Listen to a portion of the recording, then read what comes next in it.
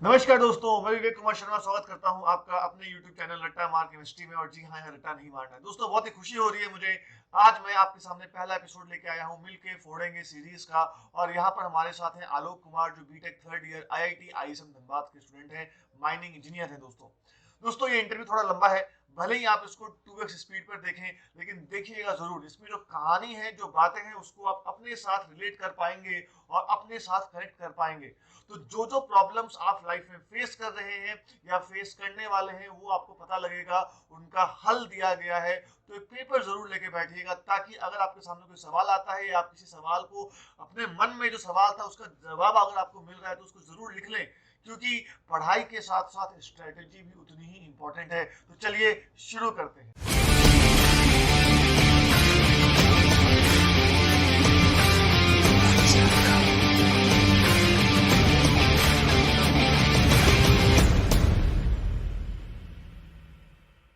तो आलोक कैसा? आप भी बहुत- मतलब बिल्कुल बदल गया तू तो यार, एकदम पूरा बाल बुल बड़ा कर लिया, पूरा एकदम हीरो टाइप। पहले तो तू 11 12 में बहुत ही छोटा बच्चा, एकदम शरीफ सा, कुछ नहीं बात करता था किसी से, हैं? सर अभी भी बहुत छोटे ही हैं, ऐसा नहीं है। तो कैसा चल रहा है आलोक कॉलेज तो में? आप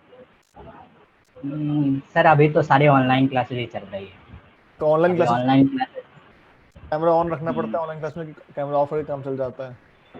नहीं, कुछ प्रोफेसर ऑन करवाते हैं जबरदस्ती, नहीं तो ऐसे ऑफ करके भी ज्वाइन करके भी छोड़ सकते हैं, ऐसा भी है। चल बहुत ही बढ़िया। तू मेरे को तब सर से कौन? जानता है जब तू छोटा बच्चा था, है ना? और तब मैं जहाँ यस सर, पास यस पढ़ता सर, है वहां मैं पढ़ता था, है ना? तो यस अब सर, मैं वहां यस से बाहर सर। निकला और तू वहां चला गया उसी जगह पे, राइट? सर आप ही के रास्ते पर चल रहा हूँ, और आप ही का मोटिवेशन से ही बहुत कुछ कर रहा हूँ सर, और आगे भी वैसे ही उम्मीद है सर। नहीं, बिल्कुल यार, बिल्कुल आलोक, यस सर, हमेशा रहेगा वो। ठीक है यार, शुरू करते हैं। तो आलोक, यस पहला सर। सवाल ये है दोस्त कि आप मुझे अपने बारे में थोड़ा बताइए। मतलब आप अभी क्या क्या कर रहे हैं, घर में कैसा है, कहाँ से हैं, सब चीजें, ताकि हमारी जो जनता है वो थोड़ा आपके बैकग्राउंड को समझ पाए। Okay sir. सर मेरा नाम आलोक कुमार है। आ, मैं अभी मैं अभी सर IIT ISM धनबाद से ठीक है। माइनिंग इंजीनियरिंग से बीटेक कर रहा हूँ, ठीक है। Bachelor of technology. हम्म। और मेरा प्रीवियस बैकग्राउंड में, जिस फैमिली से आता हूँ, मेरे घर में मेरे मम्मी पापा के अलावा मेरी 4 बहन हैं, ठीक है। और मैं अकेला भाई हूँ। ठीक है। और मेरी प्रीवियस पढ़ाई up to primary general school से किया, उसके बाद नवोदय गया मैं, अप बिल्कुल। To Navodaya JNV selection. हाँ। आई थिंक वो 2011 में हुआ था मेरा सिलेक्शन उस समय। और ठीक है। 2011 से अप टू 2016 तक मैं JNV 10 तक किया मैं। ठीक है। उसके बाद भी आगे JNV से ही 12th करना था मेरे को। मैंने हाँ। गया भी था एक्चुअली उसके लिए, लेकिन मेरे बहुत सारे फ्रेंड्स थे, वो IIT JEE के प्रिपरेशन के लिए वहाँ से लीव ले रहे थे, छुट्टी ले रहे थे। वो ठीक है। वहाँ से टेस्ट से निकल के वो प्रिपरेशन के लिए जा रहे थे। ठीक है। फिर मैं गया था रहने के लिए। फिर 10 दिन का कुछ ऐसा हुआ सीन बना कि 10 दिन के लिए एडमिशन नहीं हो रहा था वहाँ पे। 10 दिन के लिए और छुट्टी मिल गई थी, हम लोग को वैकेशन थी, गर्मी छुट्टी थी। हाँ। मैं फिर से घर आया, घर पे ये बात बताई कि मेरे बहुत सारे फ्रेंड्स हैं जो वहाँ से छोड़ रहे हैं। एक्चुअली में 80 का सिलेक्शन होता, हम लोग के बैच में 80 स्टूडेंट थे, बाप रे। 70 बच्चे तो छोड़ के जा रहे थे, मतलब सिर्फ 10 ही जेएनवी रह रहे छोड़ दिया, मतलब जेएनवी क्विट कर थे। दिया हाँ, उन्होंने? हाँ, JNV क्विट करके JEE के प्रिपरेशन के लिए जा रहे थे वो। ठीक 70 है। स्टूडेंट, सिर्फ 10 रह रहे थे, 10 में एक मैं था। अच्छा। तो ठीक है। 10 में मैं था। मैंने घर आके बताया, मम्मी को बताया, तो हाँ। उन्होंने बोला कि फिर तुम क्यों रह रहे हो वहाँ पे, जब सब हाँ। लोग दोस्त छोड़ ही रहे हैं, तो तुम हाँ। क्यों रहे? मेरा भी शुरू से थोड़ा मन था कि जाना था, क्योंकि एक्चुअली मैं JNV के, जब JNV का प्रेप वहाँ पे पढ़ रहा था, जब भी 2 महीने की छुट्टी होती थी मैं घर पे आता था। ठीक तो है। वहाँ साइंस की कोचिंग एक्स्ट्रा करता था मैं। ठीक तो है। वहाँ कोचिंग एक्स्ट्रा करता था, तो वहाँ पे बहुत सारे फ्रेंड्स थे वहाँ, मतलब परफॉर्मेंस मेरा अच्छा होता था। तो दोस्त लोग बोलते थे कि भाई तुमको JEE के प्रिपरेशन के लिए जानी चाहिए, IIT JEE। तो मन में तो ठीक है। था मेरे भाई। जैसे मैंने मम्मी को बताया, मम्मी थोड़ा सा सपोर्ट की, मैं बोला कि ना, मेरे को जाना ही है JEE के प्रेप के लिए। हाँ। उसके बाद मैंने गया, फिर से वहाँ पे गया, वहाँ पे TC मतलब ट्रांसफर सर्टिफिकेट मिले, वहाँ से लेना था, लिविंग स्कूल लिविंग सर्टिफिकेट भी लेना था। फिर बहुत सारे टीचर्स पूछ रहे, तुम तो यहाँ रहने वाले थे, तुम क्यों जा रहे हो? और हाँ। अच्छे स्टूडेंट था वहाँ पे, तो वो लोग भी नहीं चाह रहे थे कि मैं वहाँ से निकलूँ, लेकिन फिर भी कैसे कैसे भी इवन लास्ट डे मैंने, जब वहाँ से मैं छोड़ के आ रहा था, तो प्रिंसिपल सर से मेरी मुलाकात आधा घंटे की हुई थी, मुलाकात हुई थी। अच्छा। तो उन्होंने मेरे बहुत समझाया था कि क्यों छोड़ के जा रहे हो, आगे बहुत सारे पैसे, अभी तो यहाँ तुम रहे हो हॉस्टल में, सब कुछ अच्छे से मिल रहा था, आराम से पढ़ाई, अच्छे प्रेप भी हो जाएगा तुम्हारा, तुम JEE के प्रेप करना चाहते हो मैं करवाऊंगा। तो फिर मैंने उनसे बोला कि सर मैंने एडमिशन ऑलरेडी ले चुका है, इतना पे कर चुका है, मैं फिर अब वापस नहीं आ सकता हूँ। हाँ, ऐसा एक्चुअली बोल के उसके बाद फिर बोला कि ठीक है, जब भी ज़रूरत हो तुम मेरे को याद करना। हाँ, तो वही है। उसके बाद मैं वहाँ से फिर निकला और फिर वहाँ एडमिशन लिया जेईई के प्रेप के लिए। हाँ, और उसके बाद फिर वही अच्छा, आईआईटी जेईई। बिल्कुल। कुछ ज़्यादा लंबा हो गया। नहीं नहीं, बहुत बढ़िया है, अच्छी बात है। तो मतलब जीएनवी में तूने पढ़ाई की, है ना? और जैसा यस तुमने सर। बताया कि 4 सिस्टर है घर में, फिर तुम हो, उसके बाद पापा भी हैं, मम्मी भी हैं। तो तुम्हें ये आईआईटी का अंदाजा कहाँ से लगा? मतलब तुमने कब सोचा कि हमें आईआईटी करना चाहिए? क्योंकि अगर हम बात करें, जो तुमने अपना एरिया बताया छपरा, जो तुम जहाँ से रह रहे हो, वहाँ पे पढ़ाई को लेके इतनी ज्यादा अवेयरनेस नहीं है। मतलब लोग इतना ज्यादा नहीं जानते हैं कि हाँ हमें इंजीनियरिंग करनी है, आईआईटी जाना है। तो ये गाइडेंस, ये जुनून, मतलब तुमने पहली बार कब सोचा इसके बारे में कि हमें क्या करना चाहिए, कैसे करना चाहिए, कब जाना इन चीजों के बारे में? सर आपने सही बोला। देखिए मैं जिस प्लेस में हूँ वहाँ पे अभी भी पढ़ाई को लेके ज़्यादा सीरियसनेस नहीं है। एक्चुअली मैं अभी भी जो कर रहा हूँ बहुत से लोगों को नहीं पता है कि मैं क्या कर रहा हूँ। मैं उन लोगों को बताता भी हूँ फिर भी वो लोग ज़्यादा समझ मतलब नहीं अगर पाते तुम कि बोलोगे कि भैया हम आईआईटी में पढ़ रहे हैं, तो लोग पहले उसको आईटीआई बोलते हैं कि हाँ अच्छा सेम सेम सेम वही सर। उनको आधा घंटा पहले ये समझाने में पता चलता है कि आईटी और आईआईटी में डिफरेंस क्या है। वो डिफरेंस लोग वही क्या है? समझते हैं। और फिर हाँ, तुम वही जब समझते हैं कि हाँ आईटीआई यही है। हाँ वो हाँ लोग हाँ, मतलब अभी भी नहीं समझ पाते कि और फिर आईआईटी क्या तुम जब होता है। बोलता होगा कि हम माइनिंग कर रहे हैं, तो सब लोग खुदाई वाला काम करता हाँ है। वही है, कोई मतलब उस तरह का तवज्जो नहीं है वर्क कैसा है सर अभी। हाँ और वो हाँ लोग समझ भी नहीं पाते हैं। तो मैं वैसे बैकग्राउंड से हूँ।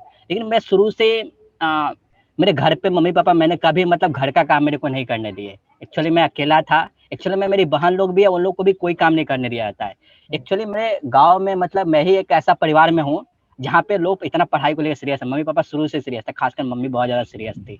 हम्म, तो शुरू से उनका था कि नहीं तुम जेएनवी का प्रेप करो, क्योंकि मेरी दीदी थी मामा जी की बेटी, हम्म, उनका भी जेएनवी में हुआ था। तो वहाँ से थोड़ा सा मोटिवेशन मेरे को मिला कि मेरे को जेएनवी जाना चाहिए। हम्म, जैसे मैं जेएनवी निकाला, वहाँ पे जैसे मैं 9th या 10th में था, वहाँ पे बहुत सारे कोचिंग इंस्टीट्यूट आते थे। वो हाँ ट्रू टेस्ट लेते थे। टेस्ट में अगर अच्छा परफॉर्म किए तो वो ऑफर देते थे कि आप मेरे कोचिंग्स में आ जाओ, हाँ, मैं तुमको मतलब सही। तो वहाँ से थोड़ा बहुत पता चला कि आईआईटी का प्रेप करना चाहिए। वैसे थोड़ा मेरा ओके बैकग्राउंड मैथ का सही था। ओके, मैथ का सही था इसलिए मेरे को सोचा था मैथ बैकग्राउंड से जाना है। मेडिकल मेरे को बिल्कुल पसंद नहीं था क्योंकि बायो मेरा एकदम सही नहीं था। मैं हाँ। एग्जाम से एक दिन पहले बायो पढ़ता था, जाके एग्जाम में लिख कर आ जाता, फिर मैं सारा भूल जाता था। तो मैथ बैकग्राउंड से हाँ वही होता था। मैथ बैकग्राउंड से मेरे को जाना था। ठीक है। फिजिक्स थोड़ा बहुत इंटरेस्ट था, फिजिक्स केमिस्ट्री। मैथ बहुत अच्छा था मेरा। अरे वाह, पता नहीं वो बढ़िया। बाद में जाके फिर रिवर्स हो गया। हाँ, लेकिन शुरुआत में मैथ में बहुत अच्छा लगता था, तो मेरे को मैथ से जाना था। तो सही। वहां से लगा। उसके बाद जब भी मैं ऐसा होता था कि मेरा मैथ इतना अच्छा था कि मैं टीचर्स कोई क्वेश्चन फंसते थे मैं उनको सॉल्व करता था, मैं उनको बताता था। इस समय इतना मैथ मेरे को अच्छा था। हाँ, तो वहीं से थोड़ा सा आइडिया मिला कि मेरे को आईआईटी जेईई के प्रेप के लिए जाना चाहिए। घर वाले का हमेशा हमेशा से सपोर्ट रहा। वो लोग भी बोले कि कुछ ऐसा करो जो ज़्यादा सही हो। जब उन्होंने बताया, मैंने बताया कि मैं आईआईटी जेईई के मतलब प्रेप के लिए जा रहा हूँ, प्रिपरेशन के लिए जा रहा हूँ। उन्होंने सपोर्ट किया कि हाँ ये सही है। और भैया लोग भी, कुछ भैया थे मेरे वो जो प्रिपरेशन किए थे, उनका बाय द वे किसी कारणवश नहीं हो पाया था। वो बोले कि हाँ एकदम सही है। तो वहाँ से वो लोग बोले कि तुम जाओ, तुम कर सकते हो, यू कैन डू इट, ठीक है। तुमको जाना चाहिए वहाँ बहुत से। बढ़िया, बहुत ही बढ़िया। मतलब फिर मैं देखता हूँ कि जैसे अगर हम लोग याद करें, जब मैंने तुमको पढ़ाया था, I think that was year 2016 में, है ना? Yes sir. तो यस सर। 2016 में तो मुझे नारायणा ही मुझे थे, क्लास 11th में हम लोग थे। और यस। मैं भी उस टाइम धनबाद वो से। सबसे हसीन पल था सर। सर वो समय एक्चुअली ऐसा था ना कि मेरे को हॉस्टल में रहने का मन नहीं करता। मैं चाहता जितना समय मैं कोचिंग से इंस्टीट्यूट में रहूं उतना मेरे लिए बेटर था। आप लोग से जितना साथ रहूं वो अच्छा, ज्यादा मेरे लिए सही था सर। चलो बिल्कुल, मुझे बहुत अच्छा लगता है कि यार हमारा पढ़ाया हुआ बच्चा जब आईआईटी पहुंच जाता है। और तेरे केस में तो मैं तेरा कॉलेज सीनियर भी हूँ, है ना? यस मैं सर। तेरा यस टीचर भी हो गया और मैं तेरा कॉलेज सीनियर भी हो सर। गया। Yes sir. तो बिल्कुल अच्छा लगा मुझे। तो मैं ये जानना चाहता हूँ यार कि जब एक गांव का लड़का गांव छोड़ के जब पटना में आता है, तो उसको पटना में एक जो चौक चमाचंद की जो लाइफ है ना? यस। खूब सारे लड़के हैं, खूब सारी लड़कियां हैं, और यहाँ पे पढ़ना भी है, लेकिन एक जो चमचम वाली जो पटना की लाइफ है, वो देख के आजकल के बच्चे बहुत डिस्ट्रैक्टेड हो जाते हैं। मतलब यस क्योंकि सर। अगर हम बात करें बोरिंग रोड में, जहाँ पे हम लोग की कोचिंग हुआ करती थी, तो यस वहां सर। पर यस। आज ऐसा माहौल है कि जो लड़के हैं वो अपना रोड पे घूम रहे हैं, लड़कियां भी घूम रही हैं, सब मतलब एकदम अलग ही माहौल चल रहा है। लेकिन पढ़ाई को लेकर लोग फोकस नहीं दिख रहे हैं। तो इन यस चीजों सर। को तूने मतलब अपने आप को कैसे डिस्ट्रैक्टेड रखा? क्योंकि गांव का लड़का जब पहली बार पटना आता है, तो ये सब चीजें देख के वो भी अंदर से एकदम, अंदर का उसका जो पंछी है वो आजाद होने को, उड़ने को बेकरार बैठा रहता है। तो यस सर। कैसे कंट्रोल किया आलोक इन चीजों सर एक्चुअली मैं घर से तो जेएनवी जब गया था उसी समय निकल गया था। को? और हाँ वो 4 साल का जो मेरा टाइम था सर, उसमें बहुत मस्ती की थी मैंने, लेकिन मेरे को फिर ये पता था कि जैसे मैं वहां से निकलूंगा फिर मेरे को कुछ मेहनत बहुत ज्यादा करनी होगी। ओके। कहीं फिर से एक प्लेटफॉर्म मेरे को चाहिए अपने एक्सेलेंट दिखाने के लिए, एक्सीलेंस करने के लिए। तो वो जेएनबी में मिली। फिर मेरे को पता था जैसे मैं जेएनबी से निकलूंगा फिर से 2-3 साल का बहुत बहुत कड़ा प्रिपरेशन करना पड़ेगा, बहुत ज्यादा हार्ड वर्क करना होगा। तो वहां से निकला तो सर मेरे माइंड में उसके बाद फैमिली बैकग्राउंड जिस तरह का था वो इजाजत नहीं दे रहा था कि मैं भी उस तरह का करूँ, थोड़ा सा बाहर निकल के। तो फैमिली बैकग्राउंड भी वैसा था, वो लोग यहाँ से बोलते कि तुम तो जा रहे हो पढ़ना, ठीक है, लेकिन तुम ध्यान रखना उस चीज का कि किस चीज के लिए तुम जा रहे हो एक्चुअली। वो तुम्हारे माइंड में हमेशा रहना चाहिए कि किस चीज के लिए जा रहे हो। तो मैं जैसे वहां पे गया, उसका जैसे वहां गया, सबसे बड़ी बात है कि वहां जाते ही मेरे को जो चीज करना था उसमें इंटरेस्ट आने लगा। चल मैं वहां से इंटरेस्ट गया, मैं कोचिंग ज्वाइन किया। वहां पे पहले दिन से ही मेरे को इंटरेस्टिंग लगने लगा। मैं पढ़ाई को लेकर बहुत ज्यादा अथी हो गया, इंटरेस्टिंग। आप जैसे सर मिले, रोहित सर थे, राजेश सर थे, आप थे। शुरू से फर्स्ट डे से मतलब बहुत ज्यादा इंप्रेशन अच्छा लगा मेरा। तो उसके बाद मेरे को ऐसा हो गया कि उधर जाने का मतलब कभी सोचने का मौका ही नहीं मिला। मेरे को लगा कि हाँ कोचिंग जाना है, कोचिंग से फिर आना, फिर से स्टडी करना, फिर से कोचिंग जाना है। तो उधर जाने का मौका ही नहीं, मैं तो सोचा ही नहीं। बहुत दोस्त लोग थे साथ में, वो लोग बोलते थे चलो आलोक थोड़ा घूमते हैं, थोड़ा सा इधर उधर मस्ती करके आते थे। मैं बोला ठीक है बाद में घूमूंगा। कभी कभी संडे वीकेंड में तो जबरदस्ती खींच के ले जाते थे वो लोग, अच्छा। खींच के ले जाते थे कि नहीं चलना ही पड़ेगा, आज तो टेस्ट खत्म हो गया, आज अच्छा भी गया है, तुम्हारा भी मेरा भी अच्छा गया, आज तुमको चलना ही पड़ेगा, जाना ही पड़ेगा। लेकिन फिर भी मेरे माइंड में ये सेटअप था कि नहीं, जिस चीज के लिए आया हूँ, क्योंकि घर वाले ने वो डाल के भेजा था कि तुम जा रहे हो, घर का उस तरह का फैमिली मतलब उस तरह का सपोर्ट भी नहीं है कि तुमको हम ज्यादा अथी भी कर सकते हैं। तो वो चीज मेरे मतलब फैमिली आर्थिक स्थिति जिस तरह की है वो सब पहले से माइंड में था मेरे। ओके चलिए। इसलिए वो चीज मेरे को डिस्ट्रैक्ट करने से बचा लिया। और आलोक, उसके बाद ये कि हाँ हाँ, नहीं बताइए बताइए बताइए बताइए। और उसके बाद मतलब सर ये है कि उससे पहले ज्यादा मैं अपने आप को उस सब चीज में एक्सप्लोर कभी किया नहीं, इसलिए वो सब चीज की आदत भी शुरू से ही नहीं थी। मैं तो थोड़ा सा शुरू से ही मैं पढ़ाई को लेके पढ़ाई किया नहीं, तो अपना जो इंटरेस्ट है, खासकर मैं इंटरेस्ट में मैं क्रिकेट वगैरह ज्यादा खेलता था, वो सब के प्रति ज्यादा डिवोट था। तो सिर्फ उसी चीज में, और सब ज्यादा चीज में अपने आप को एक्सप्लोर किया नहीं था, इस कारण से ज्यादा उस समय गया नहीं, डिस्ट्रैक्ट भी नहीं हुआ। बहुत सारी ये भी रीजन हो बहुत ही सकता है। बहुत ही बढ़िया। आलोक, आज कैसे देखते हो अपने आप को? मतलब आईआईटी की लाइफ कैसी है? मतलब जो तुम्हारे बाकी दोस्त भी हैं, बहुत सारे तुम्हारे दोस्त आईआईटी नहीं पहुंच पाए, तुम्हारे नारायणा वाले बैच के, तुम आईआईटी यस पहुंचे। और जो तुमने मेहनत की 2 साल 3 साल, वो कहीं ना कहीं आज सफल भी होती है। आईआईटी जब बोलते हैं तो एक अंदर सेटिस्फेक्शन भी आती है कि हाँ मतलब यस जो उस सर। टाइम हमने अपने आप को रगड़ा था, जो बैठ के अपने आप को घिसाया था, आज जब हम आईआईटी पहुंच जाते हैं तो एक अच्छा फील होता है। तो मतलब कैसी लाइफ है? मतलब जो तुम आज से अपने आप को 2 साल पहले कंपेयर करते, जो तुम तैयारी कर रहे थे, और आज जब तुम आईआईटी के अंदर हो, तो क्या क्या चीजें बदली इस दौरान? मैं ये जानना चाहूंगा, लाइफ कैसी रही? लाइफ तो ऐसे बहुत चेंजेज हुई है, हाँ हाँ। क्योंकि आईआईटी की लाइफ, आईआईटी जाने के बाद उस तरह से माहौल में, उस तरह के माहौल में आपको रहना होता है, उस तरह के स्टैंडर्ड आपको साबित करना होता है, क्योंकि आपके ऊपर एक अलग तरह का प्रेशर आ जाता है। क्योंकि आप आईआईटीएन हो, घर वाला इसका एक्सपेक्टेशन आपसे बढ़ जाता है। दोस्तों भी मतलब दोस्तों में आपका एक्सपेक्टेशन भी बढ़ जाता है कि आप आईआईटीएन हो। सपोर्ट बहुत ज्यादा होता है और रिस्पेक्ट भी बहुत ज्यादा होता है। इवन रिलेटिव्स में, घर में बहुत ज्यादा आपका मतलब बहुत ज्यादा होता है रिस्पेक्ट कि हाँ आप आईआईटीएन हो। लेकिन वो एक होता नहीं है कि एक अलग तरह से रिस्पॉन्सिबिलिटी भी आदर मतलब बर्डन लेके आता है, वो रिस्पॉन्सिबिलिटी लेके आता है कि आपको कुछ करना है, आप उस तरह का। तो वहाँ एक्चुअली माहौल बहुत अच्छी है, माहौल बहुत अच्छी है। और जिस तरह से हम सोचते हैं प्रिपरेशन दौरान, वैसा बिल्कुल वही है। कंपिटेटिव माहौल भी है, वहाँ बहुत कुछ सीखने को मिलता है, बहुत अच्छा कैंपस भी है, मतलब लाइफ एंजॉयमेंट मोमेंट भी है वहाँ पे, बहुत सारा लर्निंग भी, बहुत सारा चीज़ है। तो सीखने को बहुत चीज़ है, लेकिन फिर वही है कि आपका मेन मोटो वहाँ जाके क्या है वो चीज़ डिसाइड होता है। तो चेंजेस तो हुई है। पहले थिंकिंग सिर्फ थी कि हमको जेई करना है, लेकिन जैसे आप जेई कर लेते हो, जेई करके आप उसमें आते हो, आईआईटी में आते हो, तो आपका कुछ मोटिवेशन फिर अलग तरह डिवोट, आप क्या करना, नेक्स्ट क्या करना, जेई तो हो गया, अब नेक्स्ट क्या करना, उस पर हम सोचना शुरू करते हैं। तो वो ज्यादा होता है, वो आई थिंकिंग मेरे को लग रहा है कि वो हाँ भाई। हाँ मतलब मेन चीज ये है आलोक, जैसे हम भी बच्चों को ये बताना चाहेंगे कि आईआईटी डेस्टिनेशन नहीं है, वो बीच का एक हिस्सा है, हाँ वो भाई श्योर जर्नी सर। का हिस्सा है। और आप उस जर्नी के माइलस्टोन को जब कंप्लीट कर लेते हो, तो आपके अंदर सेंस ऑफ अचीवमेंट, कॉन्फिडेंस बहुत बढ़ जाता है। जैसे जब तू 11th में पढ़ता था तो तू एकदम चुपचाप रहता था, है ना? यस ज्यादा सर कुछ श्योर पूछना सर। नहीं, एकदम से सवाल वगैरह पूछा और काम खत्म किया। बट आज तेरे अंदर एक अलग तरह का कॉन्फिडेंस झलक रहा है, तू लोगों के सामने खड़े होकर अपनी बात को रखने की हिम्मत रखता है। तो कहीं ना कहीं यस जब हम सर। आईआईटी में जाते हैं, वहाँ की जो एक्टिविटीज में पार्टिसिपेट करते हैं, तो हम अपनी जो डेस्टिनेशन है, उसके जो बीच का मिडिल पॉइंट है जहाँ हम आईआईटी में है, तो अपनी डेस्टिनेशन के लिए हम और अच्छे तरीके से तैयार हो पाते हैं कि जो हमें आगे लाइफ में करना है। Sure sir, yes sir sure. अच्छा आलोक, मैं थोड़ा सा और जानना चाहूंगा कि तुमने अपनी प्रिपरेशन के दौरान क्या टाइम टेबल फॉलो किया। मतलब सपोज अगर हम बात करते हैं कि तुम तो हॉस्टल में रहे थे, मैं जानता हूँ इस चीज को, है ना। तो यस सर, हॉस्टल का यस। खाना तो मतलब बहुत ही घटिया खाना, मतलब एकदम एकदम यस, पतला, एकदम पतला दुबला तुम हुआ करता था उस टाइम पे, है ना। यस सर, तो यस सर। तो वो खाना पीना तो बहुत ही घटिया, लेकिन मतलब कैसे अपना खाने पीने का ध्यान रखते हुए अपनी पढ़ाई का तुम्हारा टाइम टेबल क्या था, किस तरीके से तुमने सब चीजों को किया। इसमें मैं दो चीज पूछना चाहूंगा आलोक। एक तो हाँ। एग्जाम से जब बहुत पहले, जब तुम 11th में पढ़ाई कर रहे थे, तब तब तुम्हारा क्या टाइम टेबल था, और जब एग्जाम हम्म, पास आ गया 2-3 महीने हम्म, पहले, तुमने अपनी हम्म। स्ट्रेटेजीज में क्या क्या चेंजेस लेके आए ताकि तुम्हारी प्रिपरेशन जो है वो और अच्छे तरीके से इफेक्टिव हो सके। सर एक्चुअली मैं पहला पॉइंट खाने पे बारे में बात करना चाहूँगा। हाँ हाँ। मैंने जैसे मतलब हॉस्टल ज्वाइन किया, हम्म, तो मेरे भैया थे, पापा भी साथ थे वहाँ पे। तो हम्म, भैया ने पहले ही बात ये बताई कि पढ़ाई स्टडी बाद में होगी, पहले खाना पे फोकस करना।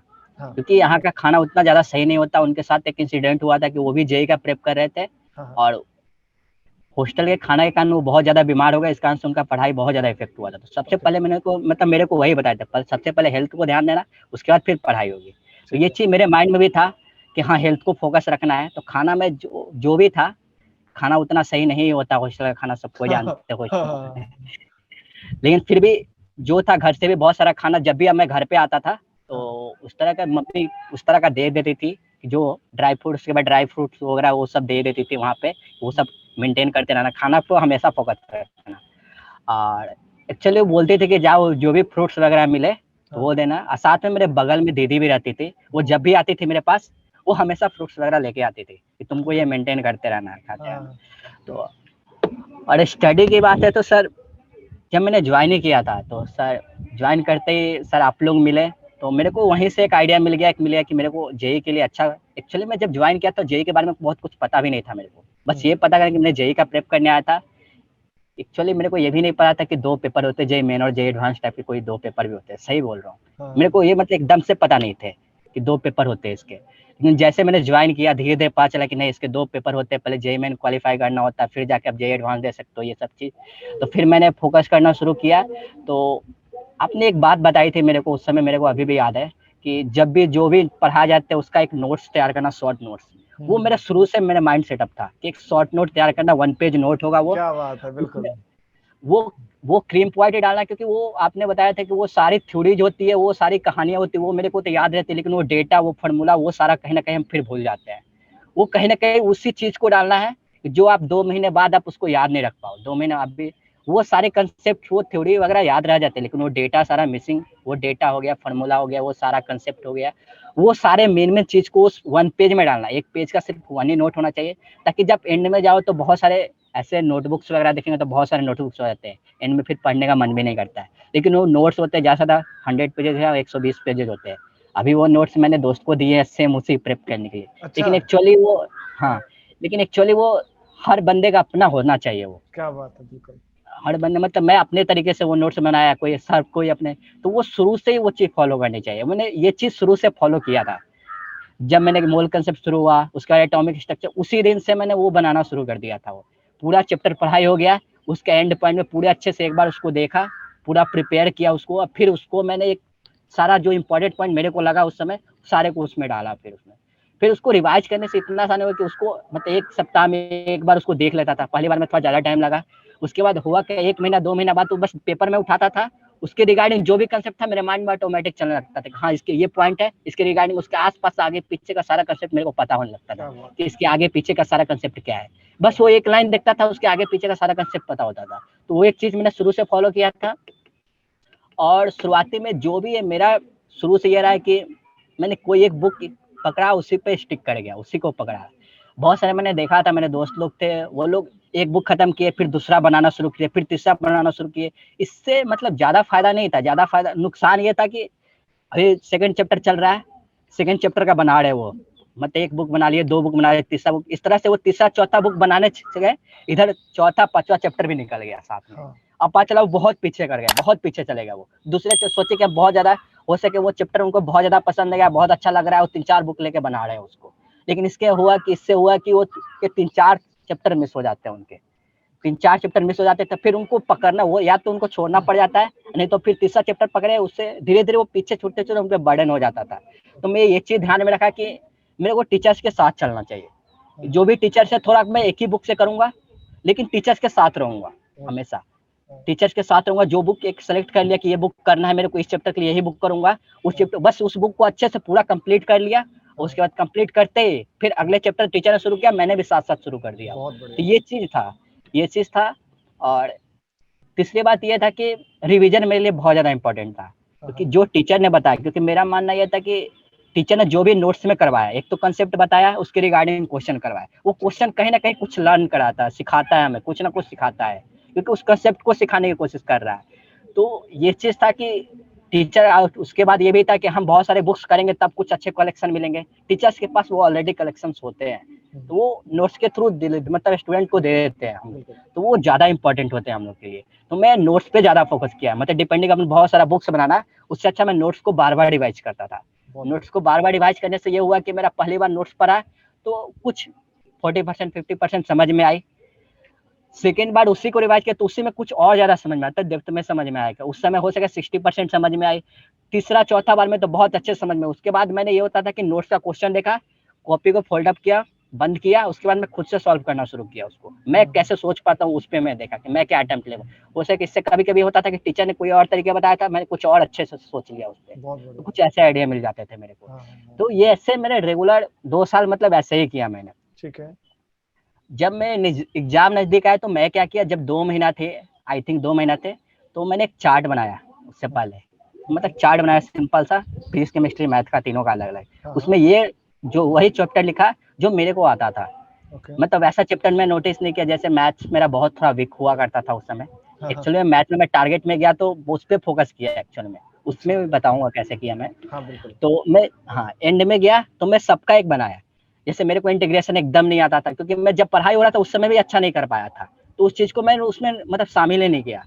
वही चैप्टर को शामिल किया जो मेरे को जब पढ़ाई हो रही थी उस समय अच्छे से समझ में आया था, उसमें मैंने प्रैक्टिस किया था। वो चैप्टर सारे को रिटर्न किया, सारे को नोट्स बना लिया, सारे को लिख लिया एक पेज में कि ये चैप्टर है। फिजिकल केमिस्ट्री का तीनों पार्ट का लिख लिया, फिजिक्स का लिख लिया। फिजिक्स में एक्चुअली मैंने 90% सिलेबस कवर किया था, केमिस्ट्री में भी लगभग 90%, लेकिन मैथ में मेरा 30 या 40% सिलेबस ही मैंने कवर किया था। वो 30% 40% ने मेरे को ये चीज मेरे को करना है, नहीं ये चीज मेरे से हो जाएगा, क्योंकि मैथ थोड़ा वीक हुआ करता था। बाद में उसको मैं 60% तक किया था, 30-40 से 60 तक किया था। तो वो लिख लेने के बाद फिर मैंने क्या किया, जैसे जैसे एक चैप्टर डिवाइड किया उसको टिक करना शुरू किया। इससे क्या होता था, जैसे एग्जाम के मैं एंड मतलब नजदीक पहुंच रहा था, वो मैं सीट देखता तो हाँ ये चैप्टर मैं रिवीजन मतलब रिवाइज कर चुका हूँ मैं, ये चैप्टर है। जैसे जैसे टिक भी बढ़ता जा रहा था, टिक मार्क भी बढ़ता जा रहा था, उससे मेरा कॉन्फिडेंस थोड़ा बढ़ रहा था। अब इतना ही चैप्टर तो रिवाइज करना है, इतना तो मैं कर लिया हूँ, इतना ही बचा है अब। इससे मेरा कॉन्फिडेंस बहुत हाई हो रहा था। उसके बाद मैं रिवीजन करते जा रहा था। उसके बाद वो जैसे जैसे टिक बढ़ता गया, एक दिन में सारा एंड खत्म हो गया। उसके बाद मैं वही हुआ कि शॉर्ट नोट्स के थ्रू तैयारी कर रहा है, और ऑर्गेनिक के लिए मैं एक्चुअली मैं सुबह ऑर्गेनिक काम करता था, ऑर्गेनिक का काम करता था। ठीक है। तो हेलो, हाँ हाँ हाँ, आवाज आ रही है, सुन रहा हूँ। हाँ सर। तो सर भाई, तो एग्जाम के मतलब एंड महीने में मतलब ऐसा ही था कि सिर्फ सुबह ऑर्गेनिक करता था मैं। जितना भी याद करने वाला काम ऑर्गेनिक सुबह का जो शेड्यूल होता था, सुबह में इन जनरल 5:30 पौने 6 तक उठ जाता था, और मैं वो उस समय ऑर्गेनिक सेलेक्ट करता था। एक्चुअली मैं वो पेज लेकर और टहल के, मतलब होता नहीं अच्छे, टहल के वॉकिंग करते हुए मैं उसको रीड करता था। मैं वॉकिंग करते हुए रीड कर रहा था। वो मतलब लगभग 2-2.5 घंटा वो होता था, 8 साढ़े 8 तक करता था। उसके बाद क्या होता था, उसके बाद अपना खाना वाना खाकर फिर उसके बाद प्रैक्टिस सेट्स मॉक करना बैठ जाता था। वो 2 सेट होता था, 9 या 9:30 से 12:30। उसके बाद फिर बीच में ब्रेक लेकर फिर 2:30 से 5 बजे जो तक, आईआईटी का टाइम है वही 9 से 12 हाँ वही सर, वही फॉलो करके फिर उसके बाद रात में फिर थोड़ा सा ब्रेक लेके रात में उसको प्रॉपर चेक करता था।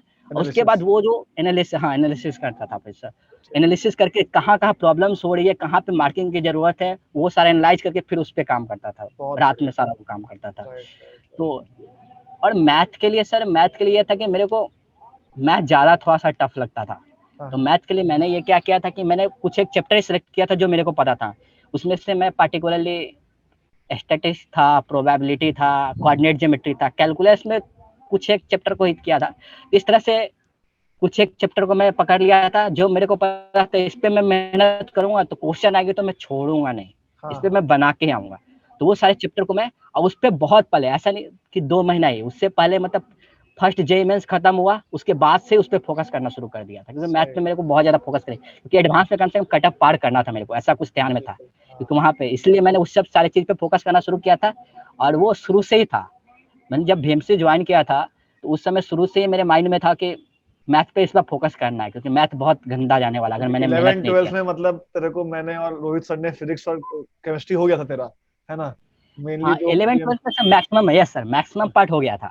हाँ मेनली उसमें भी 11-12 में, हाँ, टारगेट में जाके मतलब तूने मैथ्स में फोकस किया बीएमसी जाने के ओके, बाद नारायणा से, है ना? हाँ, हाँ, हाँ, हाँ, सही हाँ, सही यस सही सही सर। सही ओके बहुत उसमें भी शुरू में हुआ कि जब मैं शुरू में टेस्ट देता था बीएमसी में, तो शुरुआत 3 घंटा का पेपर होता, 2 घंटा सीधे मैथ को देता था। देखता था ना मैथ कितने बन रहे हैं। अच्छा शुरुआत का पेपर में यही किया, क्योंकि मैथ को मैं टेस्ट करना चाहता था कि चलो मैथ मेरे से टेस्ट में बनते हैं कि नहीं। ठीक है लास्ट में सिर्फ 1 घंटे फिजिक्स केमिस्ट्री करता था, अच्छा लेकिन लास्ट में आके फिर से फ्लिप किया, फिर से अपने स्ट्रॉन्ग जो पार्ट था उसको फिर मेंटेन किया, पहले केमिस्ट्री फिर फिजिक्स फिर मैथ, हाँ, बहुत ऐसे ही मेंटेन किया। मतलब पहले केमिस्ट्री अटेम्प्ट किया फिर फिजिक्स फिर मैथ्स अटेम्प्ट किया राइट हाँ, बहुत बढ़िया केमिस्ट्री, हाँ सर वही है केमिस्ट्री, मतलब मेरा मानना यह था केमिस्ट्री प्लस फिजिक्स कांस्टेंट था मेरा, अच्छा मतलब 60 क्वेश्चंस थे, उसमें से 50 to 55 ये दोनों से मिलके बनने हैं मेरे से, क्या ये बात मान के चलता। कभी केमिस्ट्री में मैक्सिमम बन गए, 28 29 हो गए 30 में, कभी फिजिक्स में हो गए, तो ये मैं कांस्टेंट मान के चलता था। अब जो था मैथ पे था, मैथ कितना मेरे को बोनस ले जा सकता है वो उस पे था, वो तो ये दोनों का कांस्टेंट टाइम बनता था, 2 घंटा देना है दोनों को, 40 या 45 मिनट केमिस्ट्री रहेगा, बाकी थोड़ा सा फिजिक्स में ज्यादा टाइम देता था, क्योंकि वो थोड़ा लेंदी हो जाता था कोई कोई क्वेश्चन, बाकी अंतिम का 1 घंटा मैं मैथ के लिए रखता था, तो ऐसा होता था। अलग इसमें मैं कुछ चीज पूछना चाहूंगा कि जैसे एग्जाम टाइम पे बच्चों को रिवीजन की सबसे इंपॉर्टेंट जो इशू आता है कि सर एग्जाम टाइम जब पास आ रहा है तो हम कौन से क्वेश्चंस लगा के रिवीजन करें। मतलब जब हम आप चैप्टर पढ़ सपोज मैं एटॉमिक स्ट्रक्चर पढ़ा रहा हूँ, जब हम उसको पढ़ाते हैं तब तो बच्चा शीट बना रहा है या किताब बना रहा है, मटेरियल जो मिला वो कर रहा है, ठीक है। लेकिन जब एग्जाम पास आ जाते हैं तब वो एटॉमिक स्ट्रक्चर किसी थ्योरी पढ़े या कैसे क्वेश्चंस ढूंढे, मतलब किस तरीके से आखिरी टाइम पे कौन से क्वेश्चंस उसको देखने चाहिए ताकि वो कंसेप्ट को वापस से रिकॉल कर सके। वहां तूने क्या किया था? सर एक्चुअली वहाँ मैंने टीचर्स के नोट्स को ज़्यादा प्रेफरेंस दिया था। ठीक है मतलब टीचर्स उसमें के नोट्स, हाँ टीचर्स के नोट्स को पढ़ा था अच्छे से, उसके क्वेश्चंस को किया था, और उसके अलावा वैसे सारे क्वेश्चन मैं शुरू में ही टिक करके रखा था, ये मेरे माइंड में शुरू से ही था। सर आपने बताया था कि वैसे क्वेश्चन जो फर्स्ट टाइम बन गए मतलब वो आसान है, कभी भी बन जाएंगे, लेकिन फर्स्ट टाइम जो टिक करके फंसे वो तुम्हारे लिए टिक करके वो ज़्यादा कभी ना कभी फिर फंस सकते हैं अगर रिवाइज नहीं किया उसको तो वो मेरे माइंड में पहले से था, तो वैसे क्वेश्चन को मैं टिक करके रखा था। तो जब सेकंड या थर्ड टाइम उसको रिवाइज कर रहा था, उसमें कुछ क्वेश्चन थे उसमें भी आसान थे जो शायद पहली बार में नहीं बने थे, लेकिन बाद में लगा कि नहीं, थोड़ा सा और पढ़ा मैंने तो लगा कि नहीं ये भी आसान है, वो भी बन गए। लेकिन कुछ एक क्वेश्चन ऐसे लगा मेरे को कि वो खासकर बहुत इंपॉर्टेंट है, बन जा रहे हैं अभी, लेकिन पता था कि मेरे को 2 महीना बाद में कुछ कंसेप्ट अगर भूला मैं तो मैं शायद उस क्वेश्चन को नहीं बना पाऊंगा, तो उस क्वेश्चन को मैं अलग से टिक मार्क करके रखा था, तो उस क्वेश्चन को सिर्फ फोकस किया था। और एक्चुअली मेरे पास बहुत सारा रिसोर्स, शुरू में बोला था रिसोर्स नहीं था कि मैंने 10 बुक बनाया है कि 10 बुक से मेरे को देखना है।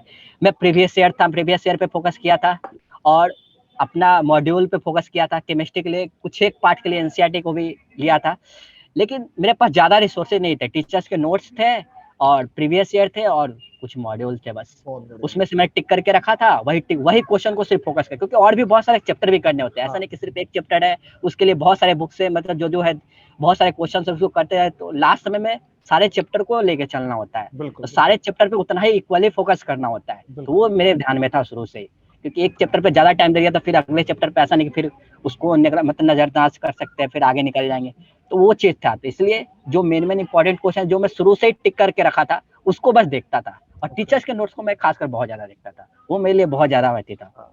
मतलब अगर हम बात करें समराइज करें चीजों को तो सबसे इम्पोर्टेंट था कि सिंगल पेज नोट्स बनाया ताकि रिवीजन बहुत आसान हो जाए, है ना। क्लास नोट्स को बार बार रेफर किया क्योंकि वहां पर सारे वैरायटीज ऑफ न्यूमेरिकल्स कवर कर दिए जाते हैं। और तीसरी चीज जो तुमने बताई कि क्वेश्चंस को शुरू से ही आइडेंटिफाई करते चलेंगे कि कौन कौन से क्वेश्चन पहली बार में नहीं हो रहे हैं, और उन्हीं को रिवीजन के टाइम पे दोबारा से फोकस करेंगे, और जितनी बार रिवाइज करेंगे स्पीड बढ़ते जाएगी अपने आप। यस सर श्योर सर, जितनी हाँ उसके मतलब ज्यादा डेप्थ में समझ में आती है, अगली बार से हम खुद से उस क्वेश्चन को करना शुरू कर देते हैं। तो लास्ट में ऐसा था कि मैं बस क्वेश्चन देखता था, पैड लेके, और पैड और मार्कर होते थे, क्वेश्चन बस देखा, खुद से सॉल्व करना होता था उसको, फिर उसको मिलाता था कि क्या किया। तो पहले बार में अगर कोई हार्ड भी क्वेश्चन है तो पहली बार में देखना पड़ता था कि कैसे किया था, कोई भी स्टेप में जाके, खासकर फिजिक्स की बात कर रहा हूँ मैं, अगर कोई भी प्रोसेस में जाके स्टक कर गया, फंस गया, तो वहाँ पे फिर से कॉपी को खोल के देखना होता था कि यहाँ पे सर ने क्या सोचा था, कैसे सोचा था। तो पहले फर्स्ट सेकंड टाइम में थोड़ा सा प्रॉब्लम हुआ, लेकिन उसके बाद फ्रीली दिमाग काम करने लगा कि हाँ ऐसा क्यों सोचा था उन्होंने, क्योंकि लगातार रिवीजन करने से ये हो जाता है कि आप फ्रीली सोचने लगते हो कि ऐसा ही क्यों किया था, ऐसा क्यों हुआ था, ऑटोमेटिक पता चलने लगता है ये चीजें। सही सही सही, बहुत बढ़िया। आलोक, इनऑर्गेनिक केमिस्ट्री को लेके बच्चे बहुत परेशान रहते हैं। Yes. मतलब वो जो ब्लॉक केमिस्ट्री वाला पार्ट है, लगता है कि यार मतलब Yes, इसको sir. तो और रट्टा ही मारना है। और जबकि अगर हम बात करें, तुमने जेई एडवांस दिया है तो वहां पर सॉल्ट बहुत ही इंपॉर्टेंट वेटेज रखता है, salt analysis, Yes, sir. Yes, sir. है ना। तो ये इनऑर्गेनिक Yes, sir. केमिस्ट्री को तुमने कैसे हैंडल किया, कैसे उसको याद किया, और कोई पार्टिकुलर टिप तो बच्चों को देना चाहोगे सॉल्ट के लिए, ब्लॉक केमिस्ट्री के लिए, कैसे उसको देखा उन चीजों को? इनऑर्गेनिक केमिस्ट्री के लिए सर मेरे टीचर ने बोला था कि आप जितना इसके लिए ज्यादा कर लोगे उतना भी मतलब ज्यादा सक्सीड नहीं है, बहुत ज्यादा कर लोगे ऐसा नहीं कि बहुत चीज याद कर रट लिए तो भी ज्यादा सक्सीड नहीं है, और बहुत कम भी नहीं किया जा सकता है इसमें। मतलब आपको कुछ लिमिटेड रिसोर्स के साथ उसको अच्छे से करना होता है। तो उसमें मैंने भी यही फोकस किया था कि इनऑर्गेनिक के लिए कि कुछ टीचर्स के नोट्स उसमें भी बहुत काम आए थे मेरे को, टीचर्स ने अलग से नोट्स भी प्रोवाइड किए थे, खासकर बीएमसी वगैरह में सर आपने भी बहुत सारे नोट्स दिए थे, वो नोट्स मेरे पास थे, और बीएमसी में नोट्स भी मिले थे, सॉल्व्स के थे एसपी ब्लॉक के लिए, तो वो नोट्स है। दूसरी बात है कि जब मैं जितना टीचर्स ने पढ़ाया वो तो था ही, उतने दिमाग में उसको तो करना था, क्योंकि टीचर्स वही चीज लिखवाते थे जो ज्यादा जरूरत की चीज है। ऐसे बुक में खोल के बैठो तो उसमें बहुत सारी चीजें होती है, एक फास्फोरस उठा लिया मतलब उसमें भी बहुत सारे उसके रिएक्शंस है, बहुत सारे तो उससे, लेकिन जो इंपॉर्टेंट थे वो टीचर नोट्स में करा देते थे। उसके बाद मैं डायरेक्ट उसका क्वेश्चन सॉल्व करने लगता था। उस क्वेश्चन जितना कंसेप्ट में पढ़ा उससे जो बना वो ठीक है, मतलब प्रीवियस ईयर उठाया, अब जो नहीं बना, जो उसके रिगार्डिंग नहीं, उसको मैं पेन पेपर के साथ उसको रिटर्न करने लगता था, वो क्वेश्चन को मैं लिखने लगता था कि ये चीज है। तो वो थ्रू क्वेश्चन प्रैक्टिस के थ्रू जो नए नए क्वेश्चन है जो मैं रिवीजन किया, उसके थ्रू क्वेश्चन मैंने जो नए क्वेश्चन है उसको मैं एक अलग पेज में लिखना शुरू किया। ऐसे करते करते मेरे पास आई थिंक ब्लॉक केमिस्ट्री की बात करें तो आई थिंक 100 या 120 क्वेश्चंस बने थे जो अलग से आए थे, जो मेरे नोट्स में नहीं थे। बस उसी चीज पे फोकस किया, उसके आसपास का थोड़ा बहुत देख लिया, उसके बाद ज्यादा कुछ इधर उधर नहीं किया मैंने। बस टीचर्स के नोट्स को देखा और प्रीवियस से अटेम्प्ट करना शुरू किया, प्रीवियस ईयर उसमें जो भी नए कंसेप्ट आए उसको बस एक पेज में रिटर्न करना शुरू किया, वही पेज को रेफर किया, उसके रिगार्डिंग थोड़ा बहुत जो कंसेप्ट आगे पीछे का था रिएक्शंस वो मैंने देख लिया था, उसके अलावा कुछ नहीं किया था। बहुत बढ़िया, बहुत ही बढ़िया। एक मैं आखिरी सवाल पूछना चाहूंगा आलोक, जेई मेंस और जेई एडवांस की प्रिपरेशन में क्या अंतर है? मतलब इस अंतर को कैसे बच्चा बना के रखता है और कैसे ये अंतर कवर अप होता है, मतलब क्या है इसके रिगार्डिंग, क्या चीज है? क्योंकि मेंस जो है उसको मतलब बहुत ही हम लोग बोलते हैं कि नॉर्मल क्वेश्चन आते हैं, ज्यादा एप्लीकेशन बेस्ड नहीं आते, सिंपल स्टडीज करेंगे तो भी आपका दिमाग मेंस को लेके रहेगा, और एडवांस में जो कंसेप्ट आते हैं वो काफी ज्यादा एनालिटिकल आते हैं। इनफैक्ट कई बच्चे ऐसे भी होते हैं जिनका टारगेट सिर्फ मेंस ही होता है, वो बोलते हैं कि सर मैं मेंस में अच्छा रैंक छोड़ना है। ऐसे बच्चे तेरे भी कई दोस्त रहे होंगे कि जिनका टारगेट सिर्फ मेंस ही रहता है, वो एडवांस को ज्यादा तजब्बुक देती भी नहीं, उनको पता है कि एडवांस अभी हमें नहीं करना है। तो तूने इन दोनों चीजों को कैसे हैंडल किया? बिकॉज कहीं ना कहीं ये दोनों में जो क्वेश्चंस का पूछने का तरीका होता है वो अलग होता है, तो कब कैसे किस तरीके से इन चीजों में तूने बदलाव लाया तैयारी के दौरान? सर एक्चुअली में मेरा फोकस मेंस कभी था ही नहीं सर। अच्छा। मेरा शुरू से फोकस था जेई एडवांस का। मैंने फोकस मेंस पे किया, मेरे को ये पता था कि मैं अच्छे से पढ़ूंगा तो मेंस तो मैं क्लियर कर लूंगा, इतना पता था। हाई रैंकिंग के लिए मैंने नहीं सोचा था कि मेंस में बहुत हाई रैंकिंग लाना है, क्योंकि मेरे को एडवांस के लिए जाना था, तो शुरू से ही फोकस था मैं एडवांस को लेके। तो मैं जो भी क्वेश्चन करता था उसको, मतलब जैसे फिजिक्स का कोई भी अगर थ्योरम है कोई भी उस तरह का, तो मैं उसके मतलब पूरे कोड में जाता था कि एक्चुअल में क्या है, वो कैसे प्रूफ हो रहा है, क्योंकि एडवांस में पता है वो बीच से कहीं से भी चेंजेस करके अपना कुछ कंसेप्ट डाल के उससे क्वेश्चन क्रिएट कर सकते हैं, तो वो मेरे माइंड में सेटअप पहले से था। और दूसरी बात है जेई एडवांस का ही एप्लीकेशन मेरे को मेंस लगता था, तो जेई एडवांस जो अच्छे से कर रहा है उसी का एप्लीकेशन, उसी के जो भी रिजल्ट सारे फॉर्मूला है वो डायरेक्ट मेंस में पूछते हैं जो भी है, लेकिन वो एडवांस में उसके बीच में जो भी है उस कोर कंसेप्ट के बीच से ही कुछ क्वेश्चन मतलब ट्विस्ट करके बना सकते हैं वो। ये चीज मैं शुरू में था। तो केमिस्ट्री में कुछ वैसा अलग नहीं था कि जेई एडवांस के लिए अलग करना है, मेंस के लिए अलग करना, वैसा, क्योंकि दोनों के लिए लगभग सेम था। केमिस्ट्री मेरे को ऐसा लगा नहीं कि कभी जेई एडवांस के लिए मैंने, हाँ फिजिक्स के लिए ऐसा था, फिजिक्स के लिए अगर कुछ चैप्टर मेरे को बहुत हार्ड लग रहा था तो मेरे को लगा कि नहीं मेंस के लिए इसको अलग से कर लेते हैं, मेंस के लिए सिर्फ वो रिजल्ट से याद कर लेते हैं और एप्लीकेशन कैसे यूज करना बस वो जान लेते हैं, बीच का नहीं भी समझ में आ रहा चलेगा। कुछ एक चैप्टर 2-3 चैप्टर ऐसे थे मेरे को लग रहे थे। तुम फिजिक्स के लिए ऐसा किया था, तो मेंस के लिए बेसिकली है क्या कि आप मतलब जो रिजल्ट्स है, रिजल्ट्स का एप्लीकेशन अगर आता है तो आप कर सकते हो, लेकिन एडवांस के लिए आपको डेप्थ में जाके उसको चीजें को समझनी होती है, कि डेप्थ में आप जाओ, उस चीजों को जानो कि क्या हो रही है एक्चुअल में, कैसे आ रही है, कैसे वो चीजें हो रही है, वो आपको डेप्थ में जाननी होती है।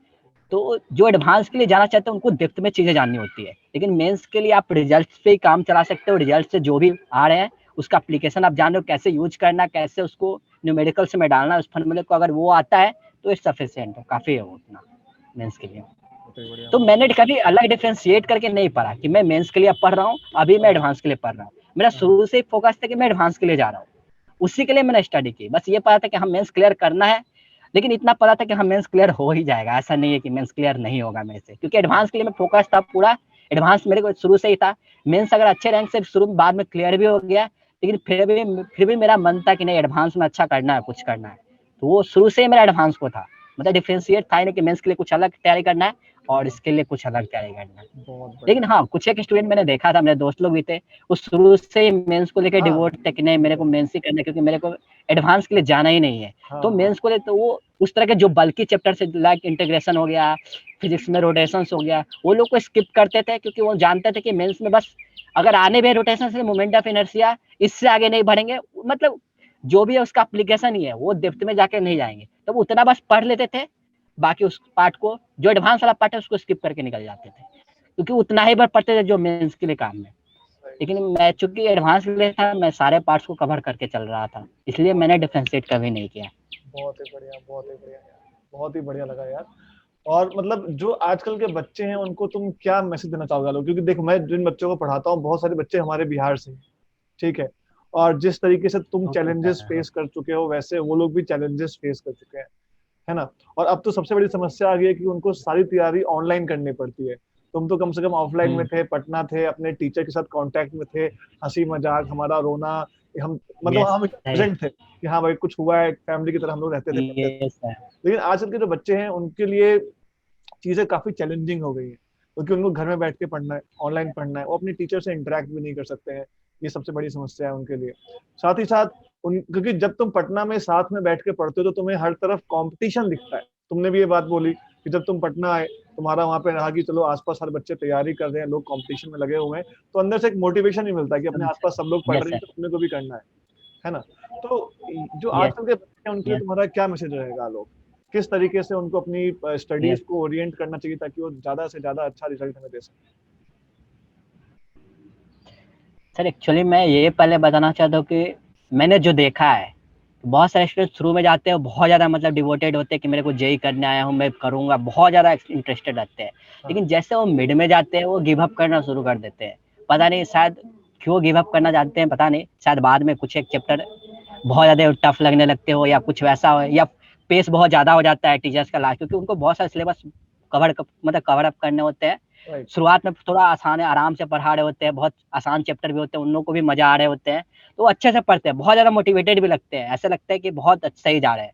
लेकिन जैसे मिड में जाते हैं वो बहुत मतलब रास्ते से डिविएट होना शुरू हो जाते हैं, या तो उनका पेस मतलब टीचर्स का पेस बहुत ज्यादा हो जाता है, उनसे नहीं हो पाता, वो पेस के साथ नहीं चल पाते हैं, तो वो फिर अल्टरनेट रास्ता ढूंढना शुरू कर देते हैं कि ना अब मेरे से नहीं होगा, कुछ अलग सोचना पड़ेगा, ये सब चीजें। तो मैं बोलूंगा कि शुरू से उन लोगों को टीचर्स के एक तो साथ रहना चाहिए, टीचर जो भी प्रॉब्लम हो टीचर के साथ लगातार इंटरेक्ट करना चाहिए, उनसे शेयर करते रहना चाहिए कि क्या प्रॉब्लम्स हो रही है। तो और बीच में कभी गिव अप नहीं करना चाहिए, क्योंकि कभी ना कभी लगातार लगे रहना चाहिए उनके साथ, लगातार लगे, क्योंकि बीच में छोड़ना, हिम्मत नहीं आना चाहिए कि नहीं अब नहीं होगा, या बहुत टफ हो रहा है, बहुत ज्यादा टफ हो रहा है कि अब नहीं हो पाएगा मेरे से, तो वो बीच में गिव अप नहीं, क्योंकि करने आए हैं कुछ तो सोच के आए, शुरू में कुछ सोच के आए हैं, उतना मोटिवेशन है अंदर, हम कर सकते हैं, लेकिन एंड तक मोटिवेशन बना के रखना पड़ता है। और ये चीज आई थिंक ऑनलाइन में बहुत ज्यादा सफर कर रही है, वो मोटिवेशन नहीं मिल रही है हम लोग को। जो वहाँ पे टीचर रहते हैं, हम लोग भी क्लास में आते थे तो आप लोग मोटिवेट करते थे हर दिन, मतलब दूसरे तीसरे दिन मोटिवेशन मिलता था, कभी आप, कभी रोहित सर, कभी राजेश सर आके मोटिवेट करके जाओ, तो अंदर से वो कॉन्फिडेंस एनर्जी दे रहा था कि हाँ कुछ करना है। वो मोटिवेशन कहीं ना कहीं ऑनलाइन में लैक कर रही है, वो घर पे है, मोटिवेशन ज्यादा मिल नहीं रही है, आसपास उस तरह से कॉम्पिटिटिव माहौल नहीं है, इसलिए कभी मोटिवेट हुए भी कि नहीं आज करना है कुछ, 2 दिन बाद फिर से वो मोटिवेशन डाउन हो गई, फिर से उसी रूटीन में आ गए जो पहले वाले रूटीन थे, तो वो कहीं ना कहीं ऑनलाइन में लैक कर रही है।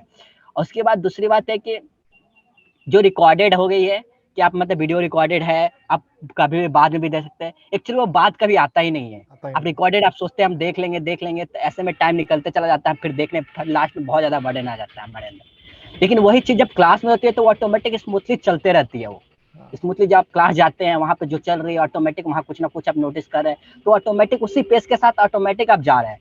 लेकिन जैसे आप ऑनलाइन में आते हैं, आप रिकॉर्डेड भी आपके साथ चीजें अवेलेबल है, आप सोचते हैं हम बाद में उसको देख लेंगे, बाद में उसको हैंडल कर लेंगे, लेकिन वो बात कभी आता ही नहीं है एक्चुअल में।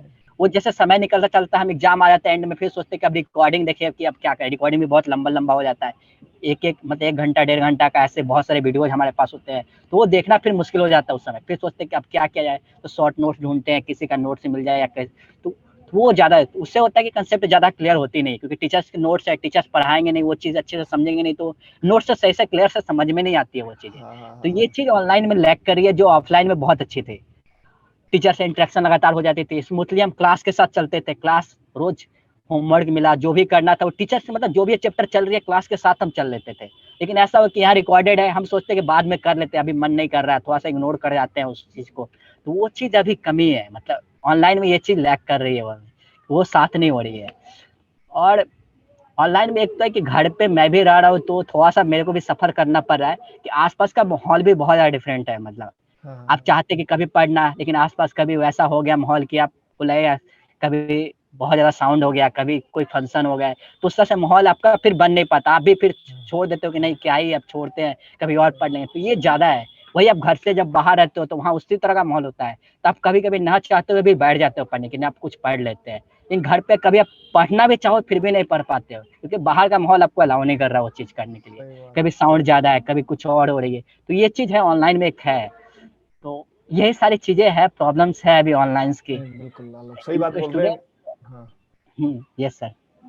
मेन चीज मतलब यही है आलोक की बच्चे तैयारी के दौरान वीर गति को प्राप्त ना हो, है ना। जैसे अपने यस टाइम पे ऐसा गिना, होता हाँ था हाँ। कि अपने टाइम में ऐसा यस, होता था कि क्लास में जब बैच शुरू होता था तो 50 बच्चे क्लासरूम में होते थे, और जैसे sure sir, yes sir, class yes आगे सर। बढ़ता था तो बच्चों की गिनती 50 से 40, फिर 30, सारे बच्चे धराशायी हो जाते थे, है ना। और ये चीज वही है सर, बीच में जाते जाते हो जाता है सर ऐसा। हो जाता है, वो यस प्रेशर सर, इवन तैयारी का प्रेशर ही ऐसा है कि ये हर कोई इसको इतनी आसानी से बियर नहीं कर सकता है। लेकिन बात ये है आलोक की जो बच्चा एंड तक इसमें टिक जाता है वो कहीं ना कहीं एक अच्छी जगह पहुंच जाता है। यस सर, अगर आप टिके यस रह सर, गए, यस सर। अपने टीचर की इंस्ट्रक्शंस को फॉलो करते रहते हैं, अपना रिवीजन अच्छे से करते हैं, नोट्स अच्छे से बनाते हैं, तो आप मतलब कहीं ना कहीं अच्छी जगह पहुंच जाएंगे। तो वो चीज तो हमेशा साथ रहती है। ठीक है आलोक, तो अपना ध्यान रखो बेटा। और बहुत ही ओके अच्छा लगा सर। तुमसे इतने टाइम बाद बात करके, बहुत मजा आया यार तुमको देख के मतलब।